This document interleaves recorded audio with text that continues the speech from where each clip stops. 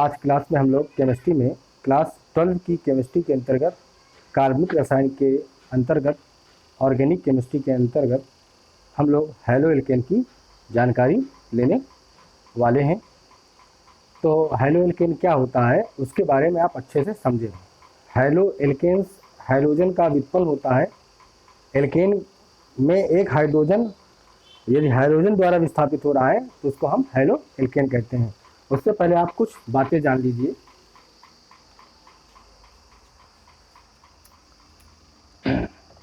प्रमुख तत्व प्रमुख तत्व प्रमुख तत्व में आपका hydrogen carbon nitrogen oxygen sulphur, और यहाँ पर थोड़ा सा जगह सेपरेट नहीं है इसलिए हम आपसे फिर से इसको दिखा रहे हैं। प्रमुख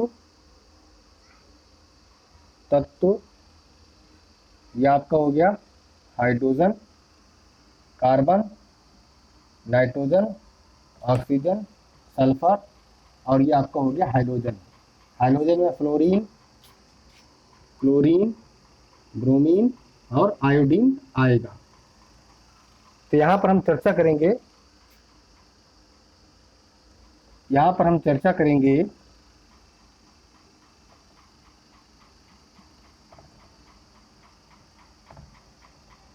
इसके बाहरी सेल में कितने इलेक्ट्रॉन होते हैं। बाहरी कक्षा में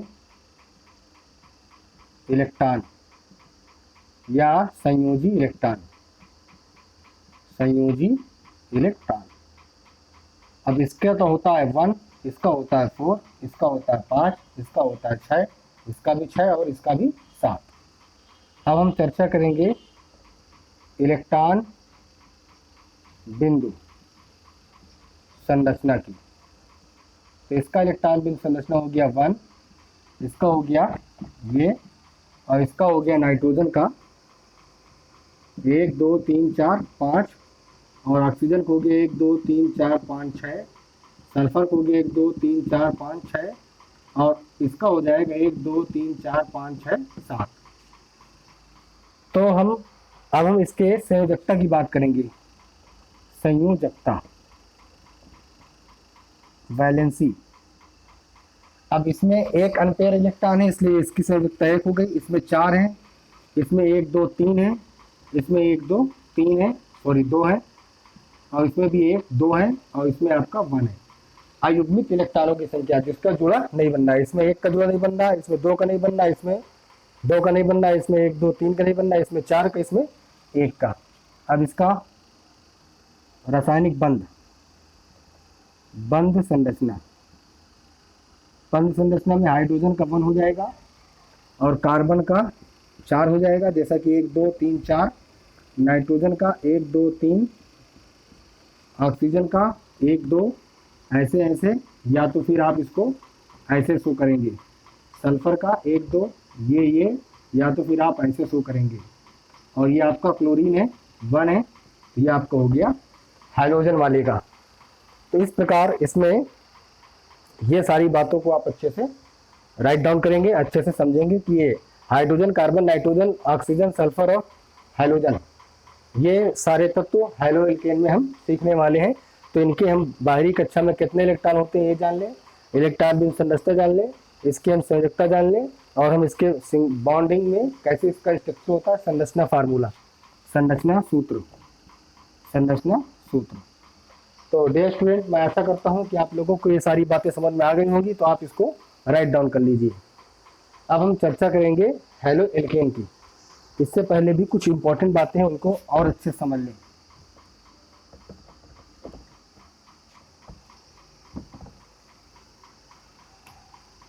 यहाँ पर हम R की जगह पर कुछ एलिमेंट लेने वाले हैं, जैसे मेथिल है, और ये आपका एथिल है, और ये आपका प्रोपिल है, और ये आपका ब्यूटिल है। इस तरह से हम डॉट और भी शब्द लेने वाले हैं, और X की जगह पर हम फ्लोरो क्लोरो ब्रोमो और आयोडीन, ये सारे एलिमेंट्स लेने वाले हैं। तो मैं आशा करता हूँ कि आपको आर की जगह पर और एक्स की जगह पर क्या क्या एलिमेंट लेंगे हम ये समझेंगे। अब दूसरी बात हम जानेंगे हेलो एल्केन क्या है। Halo alkane, haloalkane, haloalkane, halo alkane जैसा कि यहाँ पर शब्द में दिखाई पड़ रहा है हेलो और एल्केन, तो हेलो प्लस का एल्केन जो भी बनेगा वो आपका हो जाएगा हेलो एल्केन। हेलो का मतलब होता है एक्स और एल्केन का मतलब होता है आर, तो कंबाइन करके बन जाएगा आर एक्स। तो यहाँ पर हम चर्चा करने वाले हैं कार्बनिक यौगिक में आर एक्स के बारे में। जैसा कि मैंने आप लोगों को बताया था कि कार्बनिक यौगिक दो भागों से मिलकर बनता है, मूलक और समूह से, जिसको एक भाग को मूलक, दूसरी भाग को क्रियात्मक समूह कहते हैं। मूलक भौतिक गुणों को प्रभावित करता है और क्रियात्मक समूह रासायनिक गुणों को प्रभावित करता है। तो एल्केन क्या होता है? एल्केन का फार्मूला होता है CnH2n प्लस का 2, ये आपको हो गया एल्केन। हम इसमें क्या करें, हाइड्रोजन को हटा दें और एक्स को जोड़ दें तो बन जाएगा CnH2n प्लस का 1 और ये आपको हो जाएगा एक्स। इस प्रकार जैसा कि हम यहाँ पर बताएं R प्लस एक्स, ये आपको हो जाएगा आर एक्स। ये आपका आर में मेथिल, एथिल, प्रोपिल, ब्यूटिल और ये आपका ये रहेगा। तो यहाँ पर हम ये जानेंगे कि ये इसका फार्मूला होता है हेलो एल्केन का। एक्स ये पर हम FOCl, Br और I लेंगे। तो फिर से हम इसकी चर्चा करते हैं।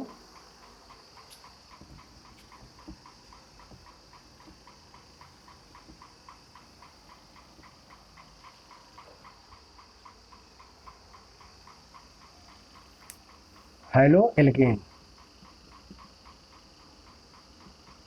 हेलो एल्केन, एल्केन के हाइड्रोजन को हाइलोजन द्वारा, हाइलोजन मतलब कि एक्स द्वारा एक एक करके विस्थापित करने पर, हाइड्रोजन द्वारा विस्थापित एल्केन के हाइड्रोजन को हाइलोजन द्वारा विस्थापित करने पर प्राप्त यौगिक हेलो एल्केन कहलाता है। जैसा कि यहाँ पर ये आपका मीथेन है, मीथेन से हम हाइड्रोजन को हटा दें और यहाँ पर हम F या Cl ले लें तो ये क्या हो जाएगा CH3Cl प्लस का H। हाइड्रोजन आपका रिड्यूस हो जाएगा, विस्थापित हो जाएगा। तो यहाँ पर हम ये कहेंगे कि एल्केन के हाइड्रोजन को हाइलोजन द्वारा विस्थापित करने पर प्राप्त यौगिक हेलो एल्केन कहलाता है, जिसे हम एल्किल हाइलाइड भी कहते हैं, जिसे एल्किल हाइलाइड भी कहा जाता है। ये है आपका हेलो एल्केन।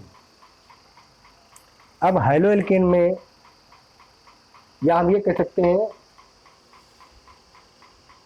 हाइड्रोकार्बनों के व्युत्पन्नों को हाइलोजन द्वारा विस्थापित किया जाता है, उसे हम हेलो एल्केन कहते हैं। तो ये इसकी मेन डिफिनेशन बन रही, एल्केन के हाइड्रोजन को हाइलोजन द्वारा विस्थापित करने पर प्राप्त यौगिक हेलो एल्केन कहलाता है, जिसे एल्किल हाइलाइड भी कहा जाता है। और उनको दो भागों में बांटा गया है, एल्किल हाइलाइड और एरिल हाइलाइड।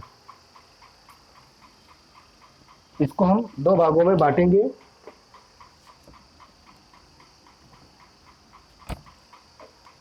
हेलो एल्केन को दो भागों में बांटा गया है, एलिफैटिक और एरोमेटिक। एलिफैटिक और एरोमेटिक। एरोमेटिक, एरोमेटिक का मतलब होता है रिंग। रिंग इसका मतलब होता है खुली श्रृंखला, इसका मतलब होता है बंद श्रृंखला। तो रिंग का मीन्स होता है ये आपका रिंग है, ये आपका रिंग है, या इसको हम ऐसे रिप्रेजेंट करेंगे, ये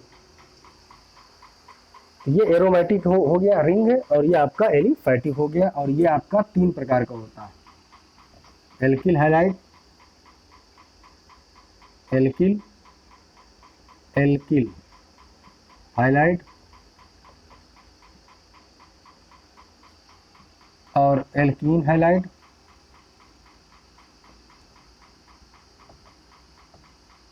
और तीसरा आपको हो गया alkyne highlight, alkyne highlight, alkene highlight और एल्काइन हाइलाइट। अब इसके अंतर्गत आप ये देख पा रहे होंगे कि एल्कीन हाइलाइट का फार्मूला क्या होता है। एल्कीन हाइलाइट का फार्मूला होता है RCH2 और ये आपका X, और यहाँ पर आप देख पा रहे होंगे RCH डबल बॉन्ड C और ये आपका X, और यहाँ पर आप देख पा रहे होंगे RC triple bond X, triple bond CX। तो ये आपका हो गया एलिफैटिक। एलिफैटिक कंपाउंड जो है वो 3 भागों में बांटा गया, एल्किल हाइलाइट, एल्कीन हाइलाइट और एल्काइन हाइलाइट।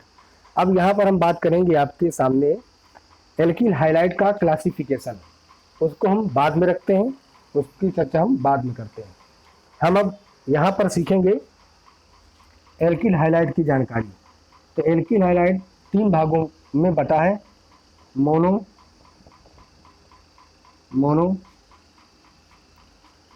नंबर 2, यहाँ पर थोड़ी सी जगह कम पड़ रही है इसलिए मुझे समझाने में दिक्कत जा रही है, इसलिए एल्किल हाइलाइट को हम अलग से समझ रहे हैं। एल्किल हाइलाइट,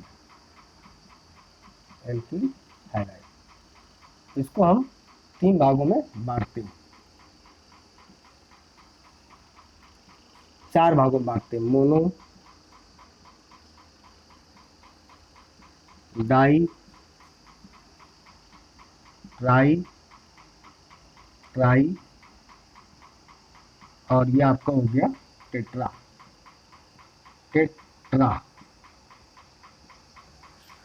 मोनो मतलब 1, डाई मतलब 2 और ट्राई मतलब कि 3 और टेट्रा मतलब कि क्वाड 4। तो यहाँ पर आप देख रहे हैं कि C 1 2 3 4, तब यहाँ पर आपका R है, यहाँ पर आपका R है, यहाँ पर आपका R है और ये आपका X है। तो R का मतलब CH3 और ये आपका हो गया X। अब यहाँ पर X में आपको ये समझना बहुत ही इंपॉर्टेंट है, जिसको हम ऐसे भी लिख सकते हैं CH2X और ये आपका R। तो इसके अंतर्गत कार्बन की वैलेंसी कितनी होती, 4, एक हाइड्रोजन R हो गया, 2 हाइड्रोजन हो गए और एक आपका हाइड्रोजन हो गया। अब यहाँ पर डाई में आपको समझना होगा CH2 और CH2, ये आपका डाई है, ये आपका डाई है जिसके अंतर्गत 2 हाइड्रोजन समूह जुड़े हुए हैं, 1 2 2 4, 1 2 2 4। अब यहाँ पर एक बात को थोड़ा सा समझना और ही इम्पोर्टेंट है, ट्राई में CH2X और CH2X, 2 3 4, 1 2 2 4, यहाँ पर एक हाइड्रोजन कम रहेगा और 2 3 4, ये आपका इस प्रकार ट्राई हो जाता है और ये आपका टेट्रा हो जाता है, CH2X 1 2 3 2 5 4 2 1 2 1 3 1 4 और ये आपका और 1 2 2 4 1 2 2 4 और 1 5, यहाँ पर एक हाइड्रोजन कम हुआ तो 3 और 1 4, 1 2 3 और 1 4, एक हाइड्रोजन फिर कम कर दिया, 1 2 और ये 2 4। तो इस प्रकार ये आपका एल्किल हाइलाइट को, जिसमें एक हाइड्रोजन समूह जुड़ा होता है उसको हम एक कार्बन के अंतर्गत है, तो ये आपका एल्किल हैलाइड मोनो वाला हो गया, मोनो, या आपका डाई, या आपका ट्राई, और ये आपका टेट्रा होता है। तो इस प्रकार आप ये समझ सकते हैं कि इसको हम यहाँ पर थोड़ा सा और अच्छे समझा देते हैं। यहाँ पर CX4 या C 1 2 3 और ये आपका 4, तो ये आपका ट्राई होता है, ये आपका टेट्रा होता है, ये आपका डाई होता है, और ये आपका मोनो होता है। अब यहाँ पर मोनो को 3 भागों में फिर से बांटा गया है। मोनो को 3 भागों में फिर से बांटा गया है। नंबर 1 प्राथमिक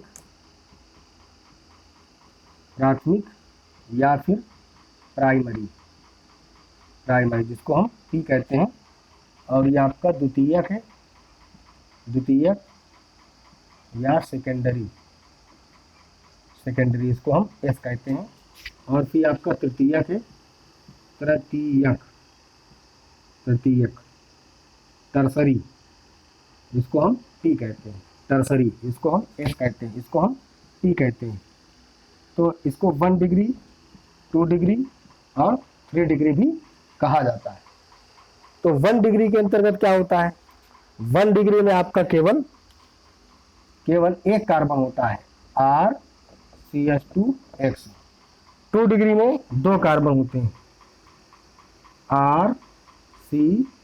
RCRH और ये आपका X, और इसमें आपका 3 हो जाएगा, यहाँ पर आपका 3 हो जाएगा, RCRR और ये आपका हो गया X। अब मैं आप लोगों को इसके बारे में अच्छे से समझाने वाला हूँ, अच्छे से इसको हम समझाने वाले हैं। तो हैलो एल्केन 2 भागों में बांटा गया है, एल्किल हैलाइड में और यानी एलिफैटिक में और एरोमेटिक में। तो एरोमेटिक में ओनली रिंग होता है, और एलिफैटिक में आपका एल्किन हैलाइड है, और एल्काइन हैलाइड है, यानी first bond, single bond, double bond और ट्रिपल बॉन्ड के बीच में संबंध के अकॉर्डिंग, जैसा कि मैंने आपको एल्किन और एल्काइन समझाया था, वैसे आपका ये आपका एल्किन हैलाइड और एल्काइन हैलाइड 3 प्रकार के हैलाइड होते हैं। और एल्किल हैलाइड को 4 भागों में बांटा है, मोनो, डाई, ट्राई और टेट्रा में। और इसको मोनो को हमने 3 भागों में बांटा गया है, प्राथमिक में, द्वितीयक में, तृतीयक में, यानी 1 डिग्री में, 2 डिग्री में और 3 डिग्री में। तो यहाँ पर 1 डिग्री, 2 डिग्री, 3 डिग्री को भी हम समझते हैं कि 1 डिग्री, 2 डिग्री, 3 डिग्री क्या होता है।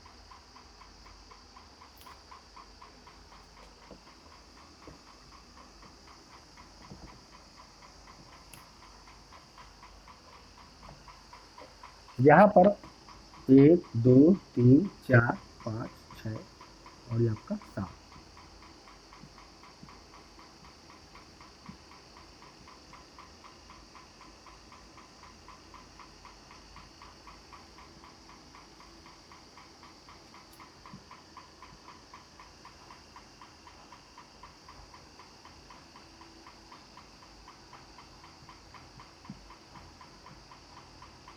ठीक है, यहाँ पर सारी बात खत्म हो जाती है।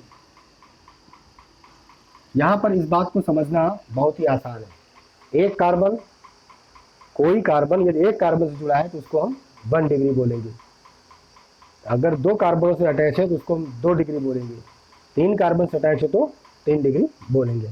तो यहाँ पर ये वाला कार्बन, ये कार्बन केवल इससे अटैच है, ये कार्बन केवल इससे अटैच इसलिए 1 डिग्री है, और ये कार्बन इससे और इससे 2 से अटैच, ये 2 डिग्री है, और ये कार्बन 3 से अटैच है, इधर से और इधर से 3 डिग्री है, ये कार्बन 2 से अटैच है 2 डिग्री है, ये कार्बन 2 से अटैच है 2 डिग्री है, ये कार्बन 3 से अटैच है इसलिए ये 3 डिग्री है, और ये कार्बन केवल इस कार्बन से अटैच इसलिए ये 1 डिग्री है। तो मेरी बात समझ पा रहे होंगे, एक कार्बन से अटैच है 1 डिग्री है, 1 2 3 से अटैच है 3 डिग्री है, 1 2 से अटैच है 2 डिग्री है, 1 2 2 से अटैच है 2 डिग्री है, और ये आपका 3 से अटैच इसलिए 3 डिग्री है, ये आपका 2 से अटैच इसलिए 2 डिग्री है, और ये आपका 1 से अटैच इसलिए ये आपका 1 डिग्री है। और ये कार्बन आपका, ये कार्बन 1 2 3 4 से अटैच इसलिए 4 डिग्री कार्बन है। Dear student, number of carbon, यदि कोई भी कार्बन एक कार्बन से अटैच है तो 1 डिग्री या प्राथमिक या प्राइमरी होता है। यदि आपका कोई कार्बन 2 कार्बनों से अटैच है तो 2 डिग्री सेकेंडरी या द्वितीयक कार्बन होता है। और यदि वही कार्बन 3 कार्बनों से अटैच है तो फिर उसे हम तृतीयक या फिर टर्सरी कहते हैं। और यदि 4 से अटैच है तो हम उसको क्वार्ट भी बोलते हैं। तो इस प्रकार 1 डिग्री, 2 डिग्री, 3 डिग्री में यहीं पर आपको सीखना है। 4 वाले में हमको क्वांट लिखा जाता है और 1 वाले में 1 डिग्री को हम प्राइमरी, 2 डिग्री को हम सेकेंडरी एस से, और 3 डिग्री को हम टर्सरी टी से, और 4 डिग्री को हम क्यू से रिप्रेजेंट करते हैं। तो ये थी हैलो एल्केन के अंतर्गत इसका क्लासिफिकेशन। अब हम चर्चा करते हैं कि इसके नॉमेनक्लेचर में क्या होगा, नॉमेनक्लेचर के अंतर्गत क्या होगा, इस बात को हम समझते हैं। जैसे कि यहाँ पर ये आपका है मेथेन, ये है आपका मेथेन। इससे मैंने एक हाइड्रोजन हटा दिया तो CH3 बचा और एक सिंगल बॉन्ड आ गया।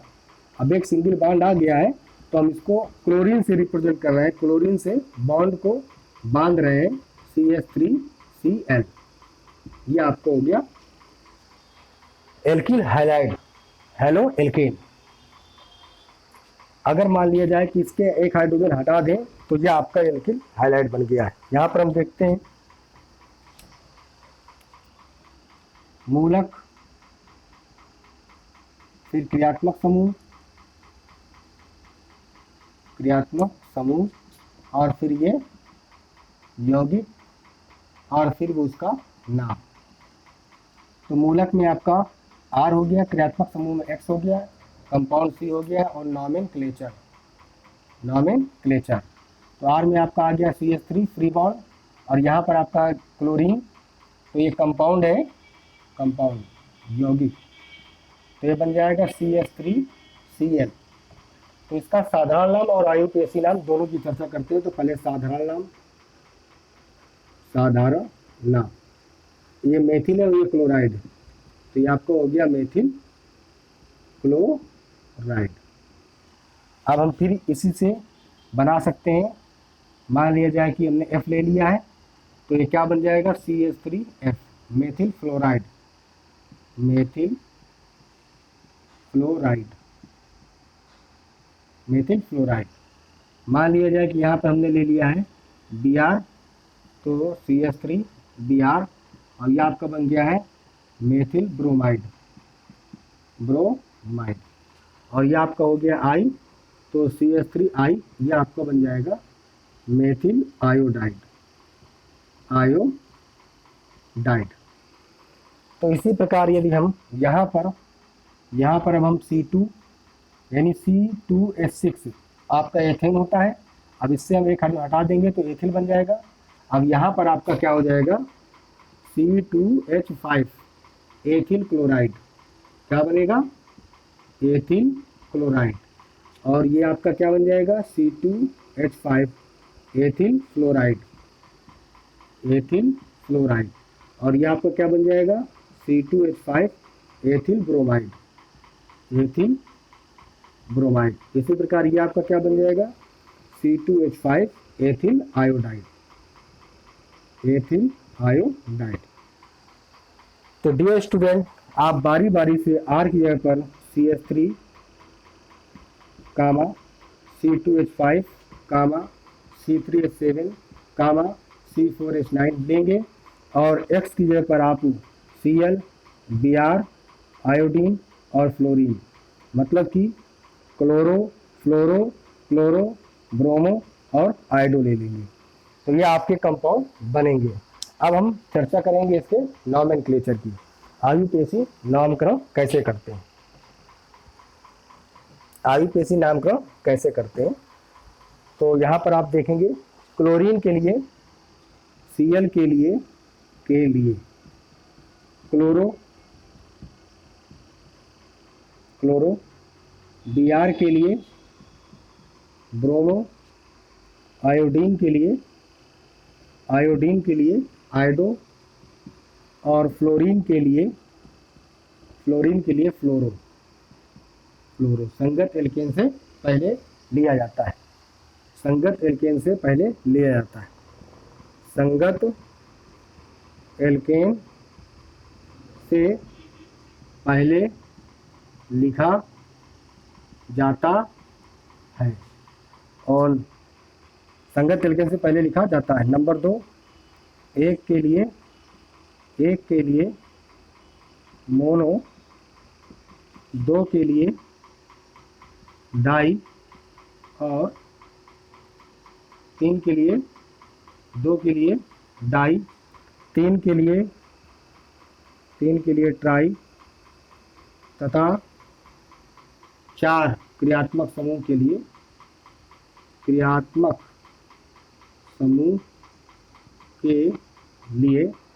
टेट्रा लिखा जाता है। टेट्रा लिखा जाता है। इस बात को आप अच्छे से नोट करेंगे। अब हम बारी बारी से इसको अच्छे से दिखा रहे हैं, इसको आप देख लीजिए। यौगिक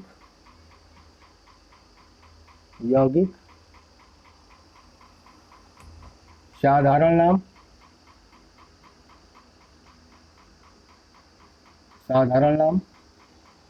और फिर है आपका IUPAC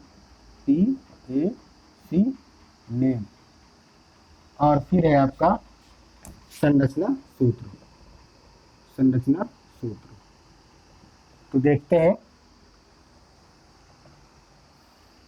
CH3Cl methyl chloride,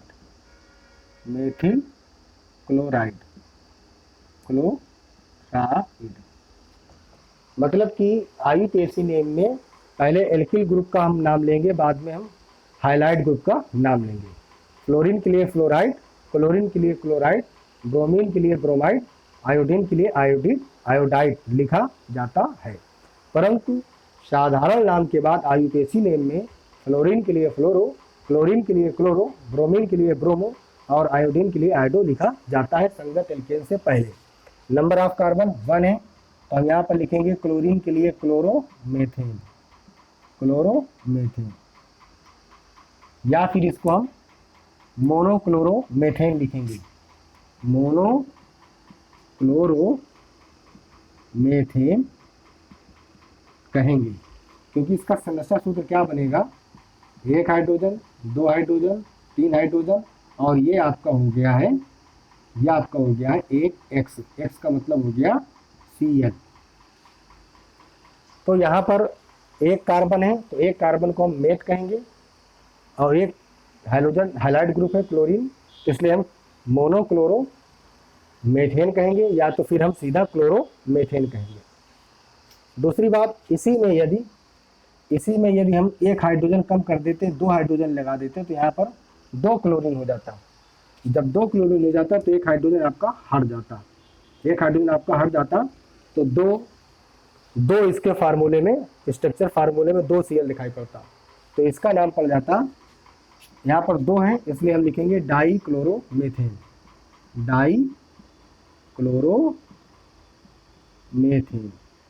die इसलिए आया है क्योंकि यहाँ पर क्लोरीन 2 बार है, क्लोरो इसलिए आया है क्योंकि क्लोरीन ग्रुप है, मेथेन इसलिए आया है क्योंकि नंबर्स ऑफ कार्बन 1 है, तो एक कार्बन के लिए मेथ होता है और सिंगल बॉन्ड के लिए एक एन होता है, इसलिए आपका ये मेथेन हो गया है।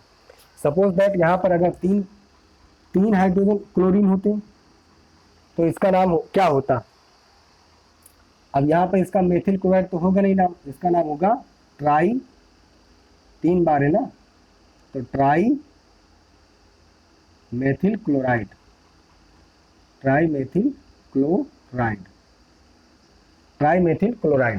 अब इसका IUPAC नाम में क्या होता है, यहाँ पर 3 स्ट्रक्चर बन जाते हैं, तो 3 समूह बन रहे हैं, यहाँ पर X, यहाँ पर X यानी क्रियात्मक समूह आपके 3 बार हैं, तो इसलिए हम इसको क्या लिखेंगे, यहाँ पर ट्राई, क्या लिखेंगे, ट्राई हो गया 1 2 3 बार, क्लोरीन आपका 3 बार है इसलिए ट्राई लिख दिया है, और क्लोरीन है इसलिए क्लोरो लिख दिया है, एक कार्बन इसलिए मेथेन लिख दिया है। तो इस प्रकार यहाँ पर यदि 4 होता, यहाँ पर यदि Cl4 होता तो इसका नाम टेट्रामेथिल क्लोराइड होता, और इसका नाम हो जाता टेट्राक्लोरोमेथेन, क्योंकि IUPAC नाम में 4 हो जाएंगे यहाँ पर, तो 4 क्लोरीन है इसलिए टेट्रा लग गया है, और क्रियात्मक समूह 4 बार इसलिए टेट्रा लग गया है, और क्लोरीन है इसलिए क्लोरो लग गया है, नंबर ऑफ कार्बन 1 बार इसलिए इसमें हम मेथेन लिख दिए। अब इसी में आप दूसरा देखेंगे तो मोनो का भी, डाई का भी, और ट्राई का और टेट्रा का सबका हो चुका है। अब यहाँ पर आप इसको देखेंगे C2H5X, C2H5X, तो इसका नाम क्या हो जाएगा, एथिल हैलाइड, एथिल हैलाइड। और इसका IUPAC नाम हो जाएगा यहाँ पर हैलो एथेन, हैलो एथेन। और इसका स्ट्रक्चर फार्मूला बन जाएगा CH3CH2X। यहाँ पर आप देख रहे हैं क्लोरीन की 1 होती है, हाइड्रोजन की 1 होती है बैलेंस है, और यहाँ पर कार्बन की 4 होती है, 1 2 2 4 3 अवे 4। इसको हम ऐसे भी ले सकते हैं, C 1 हाइड्रोजन, 2 हाइड्रोजन, 3 हाइड्रोजन, चौथा 1 2, और ये आपको हो गया 3। तो कार्बन की वैलेंसी 4 होती है, 1 2 3 4, 1 2 3 4, हाइड्रोजन की 1 1 1 1 1, और ये आपका ये। तो आप यहाँ पर देख सकते हैं, यहाँ पर हाइलो आपका 1 बार है, हाइलो आपका 1 बार, इसलिए इसको मोनो भी लिखा जा सकता है, मोनो। अब सपोज दैट मान लीजिए इसी में आपका Cl होता या F होता, F, तो ये आपका बन जाता एथिल फ्लोराइड, एथिल फ्लोराइड, और यहाँ पर आपका बनता फ्लोरोएथेन, यहाँ पर आपका बनता